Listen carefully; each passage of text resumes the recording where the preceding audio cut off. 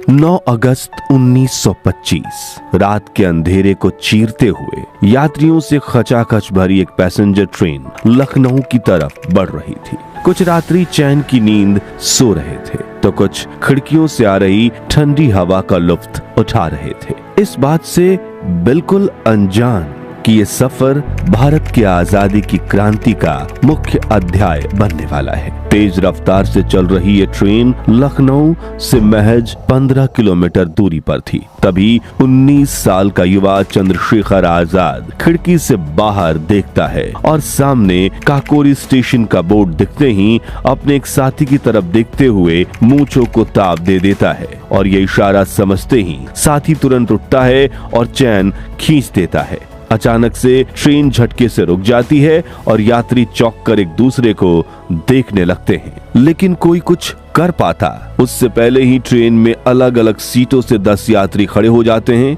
और हाथ में पिस्तौल लेकर जोर से चिल्लाते हैं, कोई अपनी जगह से हिलने की कोशिश नहीं करेगा। लेकिन ये कोई लुटेरे नहीं बल्कि स्वतंत्रता संग्राम लड़ रहे हिंदुस्तान रिपब्लिकन एसोसिएशन यानी HRA के 10 युवा क्रांतिकारी थे, जिनमें से इस ऑपरेशन को अंजाम दे रहे क्रांतिकारी राम प्रसाद बिस्मिल यात्रियों से कहते हैं, हम ना तो आपका सामान लूटने आए हैं और ना ही चोट पहुंचाने, हम उस ब्रिटिश हुकूमत के उस खजाने को वापस लेने आए हैं जो उन्होंने हम भारतीयों पर अत्याचार करके लूटा है। करीब आधे घंटे चले इस ऑपरेशन में युवा क्रांतिकारी ट्रेन में रखे हर एक संदूक से ब्रिटिश हुकूमत के हजारों रुपए लूट लेते हैं और ब्रिटिश हुकूमत की नाक के नीचे से गायब हो जाते हैं और छोड़ जाते हैं सिर्फ एक नारा, सरफरोशी की तमन्ना अब हमारे दिल में है, देखना है जोर कितना बाजुए कातिल में है। हम बात कर रहे हैं आजादी की लड़ाई में मील का पत्थर साबित होने वाले 100 साल पुराने किस्से काकोरी ट्रेन एक्शन की, जिसने न सिर्फ भारत बल्कि इंग्लैंड में भी ब्रिटिश राज का तख्ता पलट दिया था। लेकिन इतने बड़े ऑपरेशन को अंजाम देने के बाद ये क्रांतिकारी पकड़े क्यों गए? क्या HRA के किसी क्रांतिकारी ने गद्दारी की थी? और कैसे हुआ था काकोरी कांड? जानने से पहले हर भारतीय वीडियो को लाइक करके कमेंट बॉक्स में जय हिंद का नारा जरूर लगा दीजिए। 1925 आते आते आजादी की लड़ाई लड़ रहे क्रांतिकारियों की माली हालत खराब हो चुकी थी और वो पाई पाई के मोहताज हो चुके थे। किसी के पास साबुत कपड़े तक नहीं थे, उन पर काफी कर्ज चढ़ चुका था और अंग्रेजों के खिलाफ जंग के लिए कलम, अखबार, हथियार और यात्रा करने के लिए भी पैसे नहीं थे। ऐसा ही एक संगठन था हिंदुस्तान रिपब्लिक एसोसिएशन, जिसकी शुरुआत 1924 में राम प्रसाद बिस्मिल ने की थी।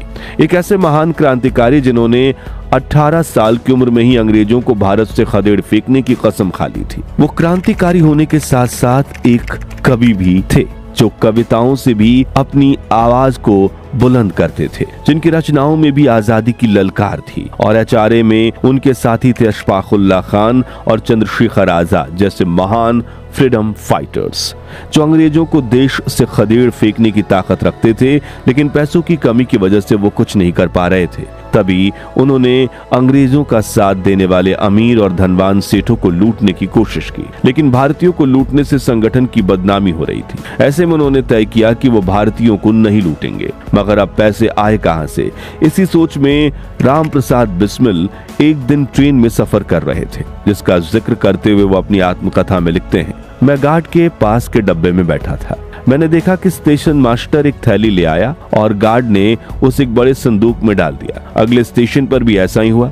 मुझे लगा यह संदूक जरूर जंजीर से बंधा रहता होगा, लेकिन जब मैंने लखनऊ स्टेशन पर कुलियों को उस संदूक को उतारते हुए देखा तो पता चला कि उसमें कोई जंजीर नहीं बंधी थी, सिर्फ एक ताला लगा हुआ था। मैंने उसी वक्त तय कर लिया कि मैं इस पर हाथ मारूंगा, क्योंकि इसमें ब्रिटिश हुकूमत का वो पैसा है जो उन्होंने गरीब भारतीयों पर जुर्म करके लगान लगाकर लूटा है। जिसके बाद राम प्रसाद बिस्मिल ने उस ट्रेन का नंबर, वो कब चलती है, कौन से स्टेशन पर रुकती है, कहां भीड़ कम होती है, ट्रेन में कितने गार्ड्स होते हैं और खजाना कब ले जाया जाता है, इस तरह की हर जानकारी जुटाई और रणनीति बनाकर शाहजहांपुर में HRA के अपने भरोसेमंद क्रांतिकारियों की मीटिंग बुलाई, जहां उन्होंने अपने साथियों को पूरी जानकारी योजना विस्तार से समझाई। उन्होंने बताया कि शाहजहांपुर से लखनऊ तक नंबर 8 डाउन ट्रेन जाती है, जिसमें ब्रिटिश खजाने का एक संदूक होता है। हमें काकोरी स्टेशन के पास रात के अंधेरे में उसी संदूक को लूटना है, जिसके लिए हम सभी अलग अलग डब्बों में सवार होंगे और हमारा एक साथी जब चेन खींचेगा और तब हम सभी यात्रियों को भगदड़ मचाने से रोकेंगे, जिसके लिए हम कुछ पिस्तौल लेकर जाएंगे। बिस्मिल की बात को आगे बढ़ाते हुए उनके साथी अशफाकुल्लाह खान बोले, ध्यान रहे हमें ट्रेन में किसी भी यात्री को चोट नहीं पहुंचानी है। जिसके बाद बिस्मिल ने इस मिशन के लिए राजेंद्र लाहिड़ी, रोशन सिंह, सचिंद्र चंद बख्शी, अशफाकुल्लाह खान, मकुंदी लाल, ममंतनाथ गुप्त, मुरारी शर्मा, बनवारी लाल और चंद्रशेखर आजाद समेत कुल 9 क्रांतिकारियों को चुना, जिन्होंने काकोरी ट्रेन लूट की पूरी तैयारी कर ली। और फिर आया 9 अगस्त 1925 का दिन। शाहजहांपुर से पैसे से भरी ट्रेन निकल जाती है और अलग अलग जगहों में इसमें सभी 10 क्रांति सवार हो जाते हैं। ट्रेन में एकदम शांत माहौल था, सारे यात्री लगभग सुस्ती में थे और इधर क्रांतिकारी काकोरी स्टेशन का इंतजार कर रहे थे। तभी चंद्रशेखर आजाद की नजरें खिड़की से दिख रहे काकोरी स्टेशन के बोर्ड पर पड़ती है। वो अपने साथी राजेंद्र की तरफ मूंछ को ताव देखते हुए देखते हैं और राजेंद्र चैन खींच देते हैं। ट्रेन रुक जाती है और सभी क्रांतिकारी अपनी जगह से उठकर भीड़ को काबू कर लेते हैं। एक क्रांतिकारी पिस्तौल की नोक पर लोको पायलट से इंजन को बंद करवा देता है, जबकि दूसरा क्रांतिकारी संदूक वाले डब्बे में गार्ड को काबू में कर लेते हैं। अशफाक गार्ड से कहते हैं, अगर आप हमारे साथ सहयोग करेंगे तो हम आपको नुकसान नहीं पहुंचाएंगे। आगे की घटना का जिक्र करते हुए राम प्रसाद बिस्मिल अपनी किताब में लिखते हैं, हमारे साथियों ने थोड़ी थोड़ी देर पर हवा में गोलियां चलानी शुरू कर दी। रुपयों से भरा लोहे का संदूक काफी भारी था, हम उसे लेकर भाग नहीं सकते थे, इसलिए हमने उस लोहे के संदूक को नीचे गिरा दिया और अशफाक अपने मजबूत हाथों से पत्थर उठाकर उसके लॉक को तोड़ने लगे, लेकिन ताला नहीं टूटा। फिर उन्होंने हथौड़े से ताला तोड़ने की कोशिश की, लेकिन वो कामयाब नहीं हुए। मित्रों, क्रांतिकारी जल्द से जल्द खजाना लूटने के प्रयास में लगे थे, लेकिन फिर वहाँ कुछ ऐसा हुआ जिसने क्रांतिकारियों की जिंदगी हमेशा के लिए बदल दी। दरअसल 2 डब्बे पहले ट्रेन का एक यात्री अहमद अली अचानक अपने डिब्बे से उतरा और गार्ड की केबिन की तरफ बढ़ने लगा। क्रांतिकारी इस उम्मीद में बिल्कुल नहीं थे कि कोई यात्री ट्रेन रुकने के बाद नीचे उतरने की हिम्मत करेगा। असल में अहमद अली की पत्नी महिला डब्बे में बैठी हुई थी। ट्रेन रुकी तो उसने सोचा कि क्यों ना उतर कर जाकर उनका हाल चाल ले लिया जाए। उसे जरा भी अंदाजा नहीं था कि ट्रेन के अंदर इस वक्त क्या हो रहा है, और ये मासूम जिज्ञासा ही उसकी जिंदगी की आखिरी गलती बन गई। राम प्रसाद बिस्मिल ने अपनी डायरी में लिखा है, मुझे तो तुरंत समझ में आ गया कि वो यात्री महज अपनी पत्नी से मिलने जा रहा है, लेकिन मेरे साथी उतनी जल्दी परिस्थिति को समझ नहीं पाए। ममंतनाथ बहुत जज्बाती और जोशीले थे, मगर हथियार चलाने का अनुभव कम था। जैसे उन्होंने उस आदमी को केबिन की तरफ बढ़ते देखा, उन्होंने बिना देर किए अपनी पिस्तौल का ट्रिगर दबा दिया। एक पल में गोली चली और अहमद अली जमीन पर गिर पड़े। उनके प्राण वहीं निकल गए। उस वक्त अशफाकुल्लाह खान तिजोरी का ताला तोड़ने की कोशिश में जुटे थे, मगर बार बार हथौड़े की चोट बेअसर जा रही थी। तब बिस्मिल ने खुद हथौड़ा उठाया और पूरी ताकत से वार किया। जोरदार धमाके के साथ ताला टूट गया और क्रांतिकारी ने रुपयों को चादर में बांधना शुरू कर दिया। तभी दूर से एक और ट्रेन की आवाज सुनाई दी। सभी के दिलों की धड़कनें तेज हो गई। वो सोच रहे थे कि कहीं सामने से आती ट्रेन का ड्राइवर ये दृश्य देख न ले। इसी बीच यात्री भी बेचैन होकर अपनी सीटों से हिलने डुलने लगे। हालांकि कोई भी चाहे तो भाग सकता था, मगर कोई हिम्मत ना जुटा पाया। बिस्मिल ने तुरंत अपनी लोडेड माउजर हवा में लहराई और साथियों को आदेश दिया कि हथियार छिपा लो। अशफाक से कहा, हथौड़ा नीचे फेंक दो। अगले ही पल सामने से पंजाब मेल गुजरी, बिना रुके बिना कुछ देखे, और अंधेरे में लुप्त हो गई। पूरा ऑपरेशन आधे घंटे से भी कम समय में खत्म हो गया, लेकिन जीत की खुशी के बीच एक भारी सन्नाटा भी था। एक निर्दोष की जान चली गई थी।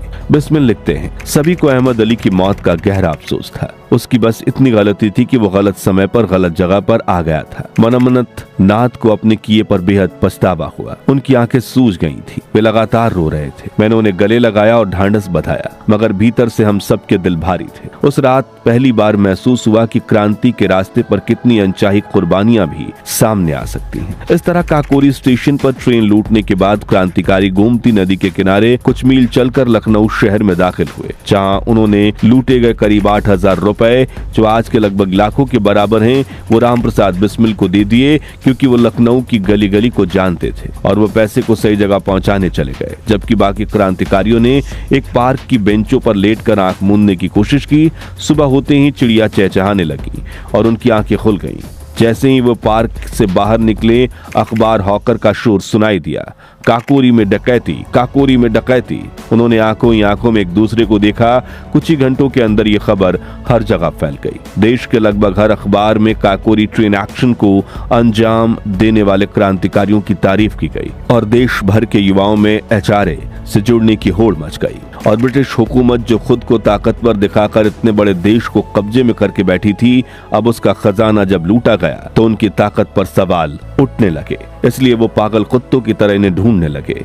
काकोरी एक्शन के वक्त सबको लगा कि क्रांतिकारियों ने घटनास्थल पर कोई सबूत नहीं छोड़ा, लेकिन उन्हें अंदाजा भी नहीं था कि अफरा तफरी में एक चादर वहीं रह गई। उस चादर पर शाहजहांपुर के एक धोबी का निशान था। इसलिए पुलिस को सुराग मिला और पता चला कि ये चादर हिंदुस्तान रिपब्लिकन एसोसिएशन के एक सदस्य की है। लेकिन असली झटका तब लगा जब संगठन के एक साथी ने विश्वासघात किया। बिस्मिल ने अपनी आत्मकथा में लिखा है, हमारे बीच एक सांप छिपा था, लेकिन उन्होंने उसके नाम का जिक्र नहीं किया। लेकिन प्राची गर्ग अपनी किताब Kakori the train robbery that shook the British Raj में लिखती हैं, बनवारी लाल भार्गव HRA के सदस्य थे। काकोरी डकैती में उनकी भूमिका हथियार सप्लाई करने की थी। बाद में चले मुकदमे में फांसी से बचने और सरकार से मिली आर्थिक सहायता के एवज में वो सरकारी गवाह बन गए। ब्रिटिश सरकार ने काकोरी ट्रेन एक्शन में शामिल लोगों को गिरफ्तारी पर 5,000 रुपए का इनाम रखा और पोस्टर हर जगह चिपकाए गए। नतीजा ये हुआ कि अगले कुछ महीनों में एक-एक कर लगभग सभी साथी गिरफ्तार कर लिए गए। सिर्फ चंद्रशेखर आजाद पुलिस के हाथ नहीं आए। आखिरकार कानपुर के अखबार प्रताप ने सुर्खी छापी, भारत के 9 रत्न गिरफ्तार। सब पर डकैती के साथ हत्या का मुकदमा चला। अप्रैल 1927 में फैसला आया। अशफाकुल्ला खान, राजेंद्र लाहिड़ी, रोशन सिंह और राम प्रसाद बिस्मिल को फांसी की सजा दी गई। पूरे देश में गम और गुस्से की लहर दौड़ गई। मदन मोहन मालवीय, मोतीलाल नेहरू, लाला लाजपत राय, जवाहरलाल नेहरू और मोहम्मद अली जिन्ना तक इन क्रांतिकारियों के समर्थन में उतरे, लेकिन वायसराय ने दया की याचिका ठुकरा दी। 17 और 19 दिसंबर 1927 को ये चारों महान क्रांतिकारी फांसी पर चढ़ा दिए गए। फांसी से पहले बिस्मिल ने अपनी आत्मकथा पूरी की। वहीं मनपनाथ गुप्त नाबालिग होने की वजह से 14 साल की सजा पाकर बाद में रिहा हुए और जीवन भर लिखते रहे। मित्रों, काकोरी कांड सिर्फ एक ट्रेन डकैती नहीं थी, बल्कि ऐसा आंदोलन बन गया जिसने आजादी की लड़ाई को नई धार दी। तो दोस्तों, आज आपको भी भारत की आजादी दिलवाने वाले महान क्रांतिकारियों पर गर्व है? तो कमेंट बॉक्स में इनकलाब जिंदाबाद, जय हिंद का नारा जरूर लगाइए। उम्मीद है आपको काकोरी ट्रेन एक्शन और वीर राम प्रसाद बिस्मिल की ये वीरता से भरी कहानी पसंद आई होगी। अगर हाँ, तो वीडियो को लाइक और शेयर करके 21,000 लाइक्स जरूर करवा दीजिए और इतिहास से जुड़े ऐसे दिलचस्प वीडियोस के लिए हमारे चैनल को सब्सक्राइब करके पास वाली घंटी जरूर बजा दीजिए। जय हिंद, वंदे मातरम।